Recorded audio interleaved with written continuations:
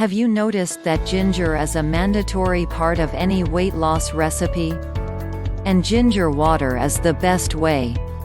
It's not surprising at all. It burns fat and creates a feeling of fullness, which makes us feel the need to snack something between meals.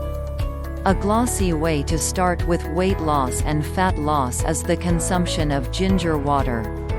How is it made?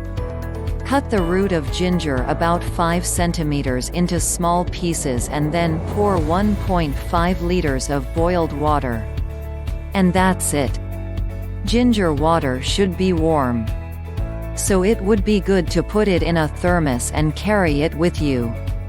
The effect is best if you drink 1.5 a day for 6 months continuously, in order to completely remove fat, and the results will be great if you are persistent.